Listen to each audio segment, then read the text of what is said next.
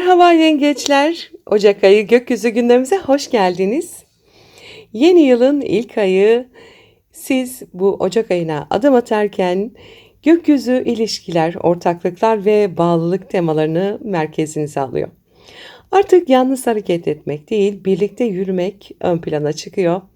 Oğlak burcunda bir araya gelen Güneş, Venüs ve Mars sizin 7. evinizi, yani ilişkiler, evlilik, ortaklık ve birebir temaslar alanını güçlü bir biçimde vurguluyor. Bu enerji yeni yılın ilk günlerinden itibaren kimlerle yola devam edeceğiniz konusunu gündeme getiriyor. Artık her bağlantının sizin hayatınızda ayrı değerde olmadığını fark ediyorsunuz. Bazı ilişkiler olgunlaşıyor, bazıları ise görevini tamamlıyor. Bu duygusal olarak kolay olmayabilir. Belki siz bir yengeç olarak bağlılık duygusuyla yaşarsınız ama gökyüzü bu ay size diyor ki bağlılık kendine ihanet anlamına gelmemeli. Mars'ın da burada olması ilişkilerde mücadele ve tutku enerjisini arttırıyor. Venüs ise denge ve uyum arayışını temsil ediyor. Bu ikili kavuşum ilişkilerde hem yakınlaşma hem de çatışma potansiyelini bir arada taşıyor. Bir partneriniz varsa aranızdaki bağ şimdi test ediliyor. Birbirinizi ne kadar destekliyor, ne kadar kısıtlıyorsunuz? Bu sorulara dürüstçe yanıt vermek gerekiyor. İlişkiniz sağlam temellere dayanıyorsa bu dönem daha da güçlenir. Fakat temelde bastırılmış öfke, rekabet veya iletişim eksikliği varsa bunlar da görünür hale gelir. Bekar olan yengeçler içinse bu dönem yeni tanışmalar, ciddi bağlar ve kaderi etkileyen karşılaşmalar getirebilir. Venüs'ün Oğlak burcundaki konumu yüzeysel flörtlere değil, kalıcı ve anlamlı ilişkilere kapı açar. Bu yüzden bu ay başlayan bağlantılar uzun vadeli bir hikayeye dönüşebilir. Merkür Yay burcunda ilerlerken Balık burcundaki Neptün ve Satürn'e de kare açıda. Bu durum günlük yaşamınızda, iş ortamınızda veya sağlık konularında karışıklık yaratabilir. Düşünceleriniz dağınık, planlarınız bulanık olabilir. Özellikle iş ortamındaki iletişimde yanlış anlamalar veya belirsiz görev tanımları ön plana çıkabilir. Bu enerjiyi yönetmenin en iyi yolu netlik istemekten geçer. Duyduklarınıza hemen güvenmek yerine yazılı teyit almak veya detayları kontrol etmek sizin için koruyucu olacaktır. Ayrıca bu dönem zihinsel yorgunluk, dağınıklık veya uyku düzensizliklerini de tetikleyebilir. Neptün-Merkür karesi hayal gücünü çok güçlendirir ama aynı zamanda gerçeklik algısını da esnetir. Bu yüzden hissettikleriniz kadar olan biteni de dikkate alın. Gerçeklikten kopmadan hayal kurabilmek bu enerjiyi ustalıkla kullanmanızı sağlar. Jüpiter ise Yengeç burcunda retroda, yani tam da sizin burcunuzda. Bu son derece güçlü ama içe dönük bir büyüme enerjisi. Dışarıdan büyük adımlar atmasanız bile içsel olarak genişliyorsunuz. Kendinizi yeniden tanımladığınız bir dönemden geçiyorsunuz. Geçmiş kararlar, yön değişiklikleri, hatta eski benliğinizle hesaplaşmalar gündeme gelebilir. Ben artık kimim sorusu bu ay sizin ana temanız. Jüpiter'in gerilemesi kimliğinizi ve kişisel hedeflerinizi yeniden yapılandırma fırsatı verir. Acele etmeyin, bu içsel sürecin sonunda çok daha net bir yön belirleyeceksiniz. Uranüs ise Boğa burcunda retro harekette ve sizin sosyal çevre alanınızı hareketlendiriyor. Eski arkadaşlıklar, geçmişten gelen bağlar ya da bir topluluk içindeki rolleriniz yeniden değerlendiriliyor. Bazı insanlardan uzaklaşmak, bazı yeni çevrelere adım atmak bu ayın parçası olabilir. Uranüs'ün Mars'la yaptığı gergin açılarsa dostluklar veya ortak hedefler içinde ani bir kopuşu işaret edebilir. Eğer bir grupla veya projeyle çalışıyorsanız anlaşmazlıklar gündeme gelebilir. Bu süreçte sakin kalmak, reaksiyon yerine gözlem yapmak en iyisidir. Zira bu enerjiler duygusal dürtülerle hareket edildiğinde çatışma yaratabilir. Ancak Uranüs'ün Satürn ve Neptün'le de destekleyici açıları var. Uzun vadede sizi çok daha bilinçli bir çevreye taşıyacak. Eski dostluklar yerine sizi ruhsal olarak büyüten, vizyonunuzu genişleten insanlarla yollarınız kesişebilir. Bu da aslında kaderin sizi yeni bir çevreye, yeni bir frekansa yönlendirmesidir. Venüs ise Oğlak Burcu'nda aşk hayatınızda olgunluk istiyor. Lilith ise Yay Burcu'nda Neptün'le üçgen açıda duygusal dürtülerinizi daha yaratıcı biçimde ifade etmenizi sağlıyor. Bu sanatsal üretimler, ruhsal farkındalıklar veya sezgisel kabiliyetler açısından son derece güçlü bir dönemdir. Yalnızca aşırı fedakarlık eğilimine dikkat edin. Çünkü bu ayın en büyük dersi sevgi fedakarlık değil, dengeyle var olur. Ocak 2026'nın giriş enerjileri size ilişkiler, ortaklıklar ve duygusal bağlar üzerinden büyümeyi öğretiyor. Kiminle yan yana yürüdüğünüz kadar kendinizle kurduğunuz bağ da önem taşıyor. Ay sonunda geriye baktığınızda fark edeceksiniz ki artık ilişkilerden beklentileriniz değişmiş. Daha bilinçli, daha sağlam ve daha kararlı bir şekilde ilerliyorsunuz. Ocak ayının girişi bağ kurmanın yeniden tanımlandığı bir dönem olacak ve artık korkmadan güvenle bağ kurmanın zamanı geldi.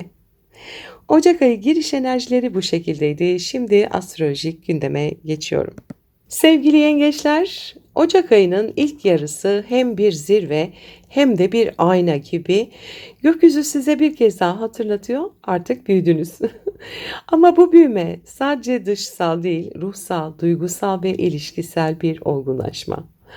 Oğlak Burcu'ndaki Güneş, Venüs ve Mars kavuşumları tam karşıt burcunuzda gerçekleşecek. Bu da demek oluyor ki ilişkiler, ortaklıklar, evlilik, işbirlikleri, hatta açık düşmanlıklar. Tüm karşı alanlar aktif hale geliyor. Yani karşınızdaki kişiler bu ay size bir ayna tutacaklar. Onlar aracılığıyla kendinizi çok daha net göreceksiniz.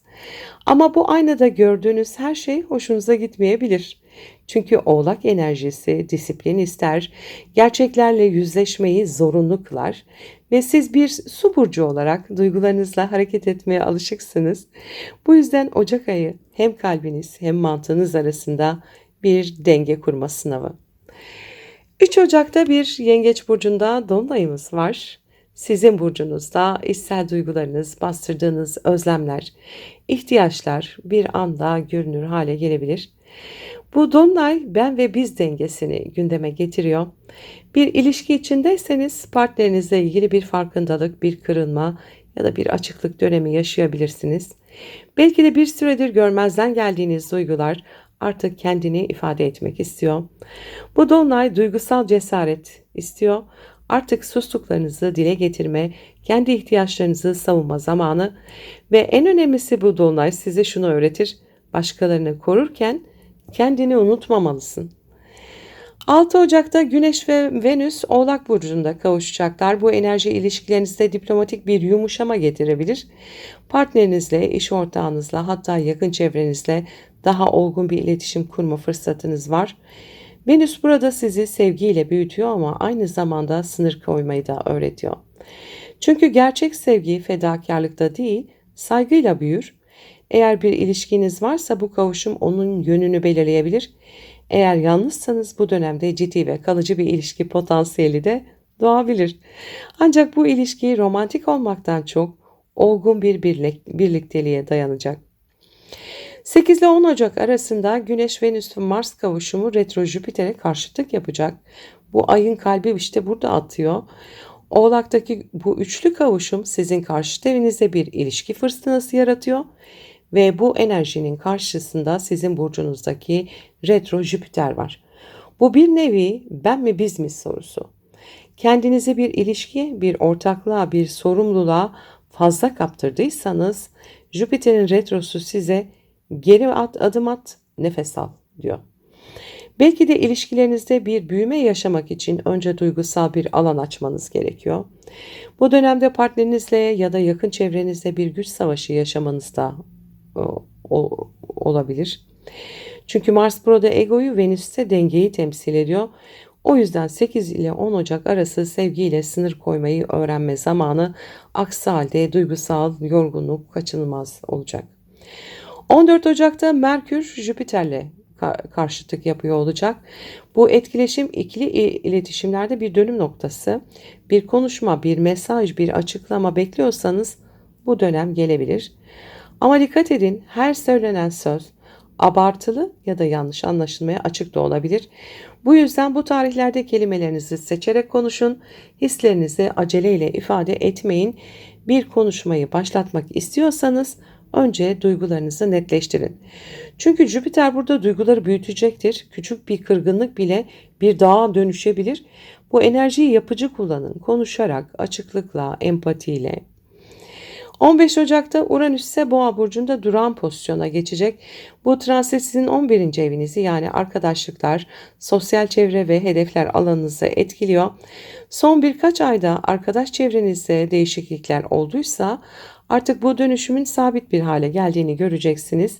Uranüs burada size şunu söylüyor. Yeni hedeflere yönel ama kendi yolundan şaşma diyor. Belki uzun zamandır hayalini kurduğunuz bir proje, bir topluluk ya da bir sosyal amaç artık gerçeğe dönüşmeye başlıyor. Bu duran enerji sizi geleceğinize dair yeni bir vizyon kurmaya teşvik edecektir. Sevgili yengeçler, Ocak ayının ilk yarısı kalbinizle sınırlarınızın dans ettiği bir ay. Bir yanınız sevgiyle bağ kurmak isterken diğer yanınız bağımsızlık ve kişisel alan arıyor olabilir. İlişkilerde, evlilikte, ortaklıkta denge anahtar kelimeniz olacak. Ve unutmayın, Jüpiter sizin burcunuzda retro, yani her şeyin cevabı aslında sizde gizli. Kendinizi tanırsanız herkesle daha sağlam bağlar kurarsınız. Gökyüzü size şunu söylüyor: gerçek güç sevdiğini kontrol etmekte değil, özgür bırakabilmektedir.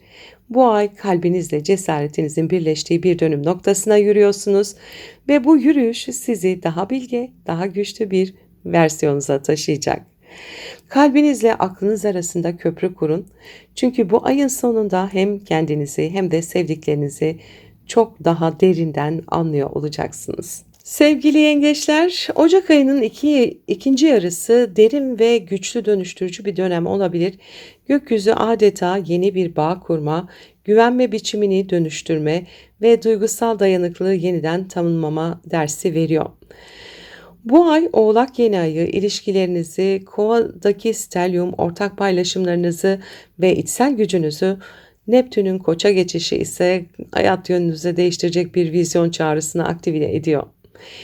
Yani Ocak ayının ikinci yarısı sizin için hem ilişkisel hem de kariyer anlamında yeni bir dönemin eşiği. Artık kimlerle neden yan yana durduğunuzu sorguluyor olacaksınız. 18 Ocak'ta Oğlak Burcu'nda bir yeni ayımız var. Ayın ortalarına gerçekleşen bu yeni ay sizin 7. evinizde. Bu alan ilişkiler, evlilikler, ortaklıklar, danışmanlıklar ve açık düşmanlıklarla ilgilidir. Bu yeni ay bir ilişkinin temellerini yeniden kurmanızı istiyor. Eğer bir ilişkiniz varsa rollerin, sorumlulukların, beklentilerin yeniden tanımlandığı bir dönem olacak. Artık ben değil, biz bilinciyle hareket etme zamanı, fakat bu fedakarlık değil, denge demek. Bekar olanlar için bu dönem güçlü bir bağın doğabileceği bir zaman. Yeni biriyle tanışabilir, hatta uzun vadeli bir ortaklık kararı alabilirsiniz. Ancak Merkür-Mars kavuşumu da var aynı anda ve bu alanda sözlü çatışmalar ve güç mücadeleleri de yaşanabilir. Bu yüzden tepkisel değil, stratejik davranın.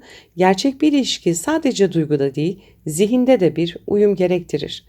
Yeni ayın Oğlak enerjisi size ciddiyet, sadakat ve kararlılık getirecek. Yani bu dönem başlattığınız ilişkiler kısa süreli değil, kalıcı da olabilir. 17 Ocak'ta Venüs Kova burcuna geçiyor. Sizin 8. evinize bu alan ortak finanslar, duygusal bağlar, miras, krizler ve dönüşümlerle ilgili. Venüs burada derin bir yakınlık arzusu getirir. Artık ilişkilerde yüzeysellik değil, samimiyet arıyorsunuz. Bir partnerle maddi ya da manevi olarak daha fazla bütünleşmek isteyebilirsiniz. Ancak kova enerjisi aynı zamanda özgürlük ihtiyacını da arttırır. Yani birlikte ama özgür olmayı öğreniyorsunuz. Finansal olarak bu dönem eşinizin geliri, miras, kredi veya yatırım gibi konularda da şans da getirebilir. Venüs'ün dokunuşu krizleri fırsata dönüştürmenize de yardımcı olur. Venüs Kova'ya geçtikten sonra artık Güneş, Merkür, Mars hepsi arka arkaya Kova burcuna geçecekler. 20 ile 23 Ocak arasında güçlü bir kova stelyumu var ve sizin 8. evinizde bu stelyum. Yılın en derin, güçlü astrolojik dönemlerinden biri sizin için. Kendinizle, duygularınızla, korkularınızla yüzleşeceksiniz. Gizli kalmış meseleler, bastırılmış duygular, görmezden geldiğiniz krizler hepsi yüzeye çıkabilir. Ama bunlar sizi zayıflatmak için değil, dönüştürmek için de geliyor. Plüto da orada biliyorsunuz ve 23 Ocak'ta da Güneş'le Plüto da kavuşacak. Sizi kendi gücünüzle tanıştıracak. Bir dönemi geride bırakmak, bir bağı sonlandırmak, bir borcu kapatmak ya da psikolojik olarak bir yükü taşımayı bırakmak anlamına gelebilir. Bu süreç kolay değil ama sonuçta sizi özgürleştiriyor olacak. Mars burada büyük bir kararlılık verir. Artık dayanamıyorum dediğiniz bir konuda radikal bir adım atabilirsiniz.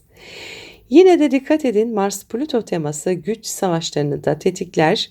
Maddi paylaşımlarda veya duygusal bağlarda kimin daha güçlü olduğu değil, kimin daha bilinçli olduğu önemli. Unutmayın, bu dönemin amacı kontrol etmek değil, dönüştürmek. 26 Ocak'ta Neptün'de Koç burcuna geçiyor. Hayat yönünüzü değiştirebilir bu.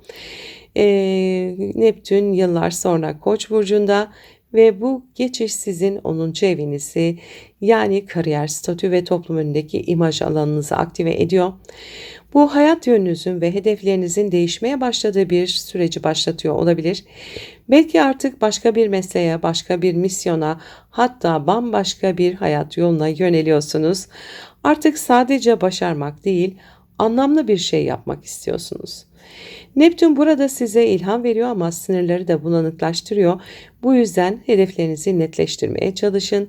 Hayal edin ama hayalinizi bir plana dönüştürün. Bu dönem manevi kariyerin doğduğu bir zaman olabilir.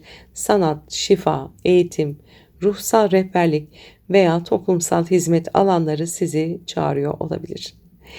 28 Ocak'ta Mars'la Plüto'da kavuşacak 8. evinizde Kova burcunda. Bu hem maddi hem duygusal alanda bir tam güç testi. Bir borç, bir paylaşım, bir sözleşme, bir ilişki dinamiği, her neyse artık yüzleşme zamanı. Bu enerji ya sizi tamamen özgürleştirir ya da baskıladığı yeri kırar. Krizler aslında bir kapı açmak için gelir. Bu dönemde korkularınızı bastırmayın, onlara bakın. Çünkü Mars-Plüto birleşimi sizi küllerinizden doğuran bir güç de yaratır. 29 Ocak'ta Merkür ve Venüs kavuşacaklar. Gene Kova burcunda. Ayın sonunda gökyüzü biraz yumuşuyor. İlişkilerde anlayış, konuşmalarda derin şefkat getirir bu. Bu dönem hem maddi konularda uzlaşma hem de duygusal bağlarda iyileşme enerjisi taşır. İlişkilerde ya da ortaklıklarda zor konuşmalar yapabilirsiniz ama bu sefer daha bilinçli bir yerde olacaksınız. Sözleriniz şifalı, düşünceleriniz de derin olacak. Sevgili yengeçler, Ocak 2026 sizin için bağları dönüştürme ayı. Hem ilişkiler hem finansal konular hem de içsel dünyanız büyük bir değişimden geçiyor. Artık duygusal olarak bağımlı olduğunuz her şeyi bırakıyor, yerini olgun bir dayanıklılıkla dolduruyorsunuz. Oğlak yeni ayı ilişkilerde denge ve bağlılık getirirken Kova stelyumu size içsel gücü ve psikolojik farkındalığı öğretiyor. Neptün'ün Koç'a geçişiyle birlikte artık ruhsal anlamda sizi tatmin etmeyen kariyer yönlerini geride bırakacaksınız. Bu hem bir arınma hem de yeniden doğuş dönemi. Sevgili yengeçler, Ocak 2026 gökyüzü sizden ne cesaret istiyor. Artık geçmişin korkularını geride bırakıyorsunuz, kendi gücünüzü fark ediyorsunuz. Bu ay ilişkilerde hem de kariyerde büyük bir dönüşüm başlıyor. Küllerinizden doğun çünkü evren sizi artık yeni bir güce çağırıyor. Mutlu, umutlu, huzurlu, verimli bir Ocak ayı geçirmenizi diliyorum. Sevgiyle kalın.